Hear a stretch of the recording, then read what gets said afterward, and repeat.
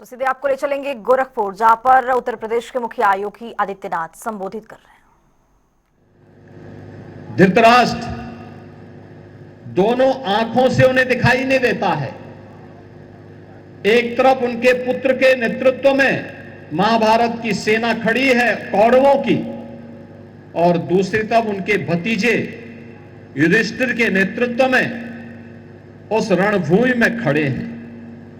लेकिन धृतराष्ट्र को यह लगा कि मुझे ये युद्ध देखना चाहिए, युद्ध कैसे होता है इसके बारे में मैं जानना चाहता हूं, क्योंकि कौरव सत्ता में थे, कौरव के साथ बड़ी सेना थी।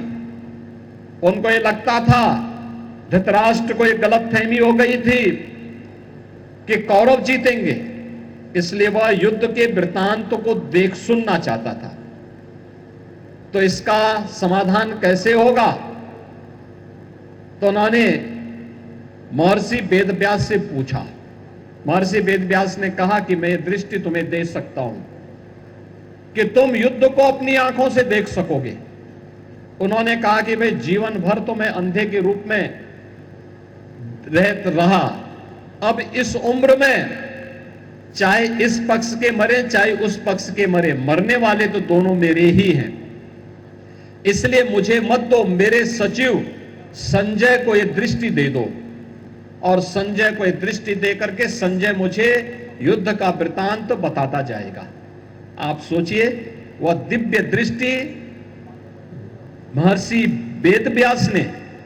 व्यास ने संजय को दी, और महाभारत युद्ध का पूरा दृश्य तीन लोग देख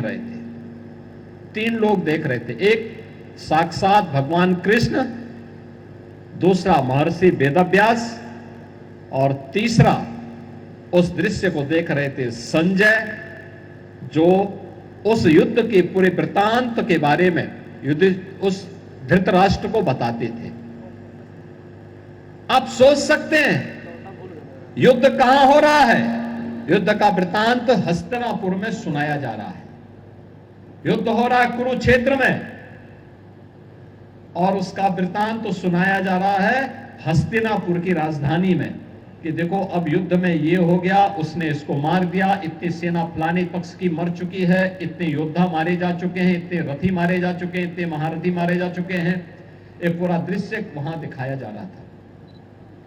आपने ऋषि मुनियों के अनेक ऐसे वृत्तांत तो सुने होंगे, और आज भी हमारे पास तो धरोहर के रूप में वेद है, उपनिषद है, पुराण है, महाभारत है, रामायण है, अनेक ऐसे आध्यात्मिक ग्रंथ हैं जो हम सबको भारत की ऋषि मुनि परंपरा के आध्यात्मिक चेतना के विस्तार को, ब्रह्मांड के रहस्यों को इन पवित्र ग्रंथों के माध्यम से उद्घाटित करके उन्होंने हम सब के लिए, आने वाली पीढ़ी के कल्याण के लिए प्रस्तुत कर दिया।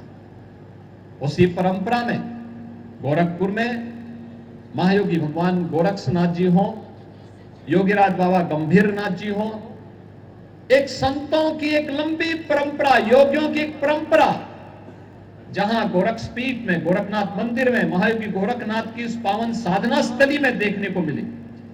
देश के अंदर भी अलग अलग स्थानों पर, आप बंगाल की ही परंपरा में जाएंगे, अनेक ऐसे ऋषि मुनि पैदा हुए, ऐसे संत पैदा हुए, वर्तमान कालखंड में ही पैदा हुए, जिन्होंने अपनी आध्यात्मिक साधना से लोगों के जीवन में अनेक परिवर्तन किए। बंगाल की परंपरा तो इस मामले में बहुत समृद्ध रही है। रामकृष्ण परमहंस उस परंपरा के एक दिव्य ज्योति थे। स्वामी प्रणवानंद उस परंपरा के प्रखर ज्योति थे। लाहिड़ी महाराज उस परंपरा के एक दिव्य ज्योति थे। एक महत्वपूर्ण कड़ी के रूप में युक्तेश्वर गिरिजी महाराज उस परंपरा के पूज्य संतों की परंपरा में, योगियों की परंपरा में एक मूर्तिमान नक्षत्र थे।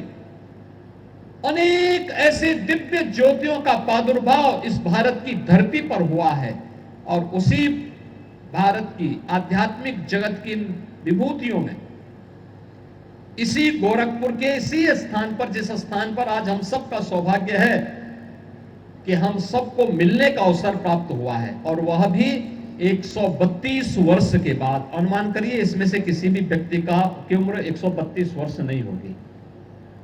मुझे लगता है कि 132 वर्ष किसी की उम्र नहीं होगी सिवाय रवि किशन के।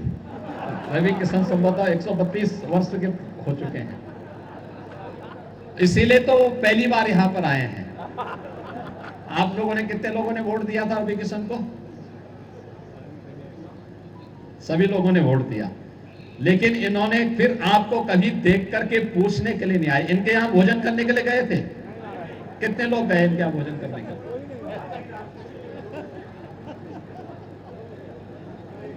यानी वोट दिया लेकिन कभी मिलने नहीं आए, इसीलिए आज मिलने के लिए आए हैं 132 वर्ष के बाद।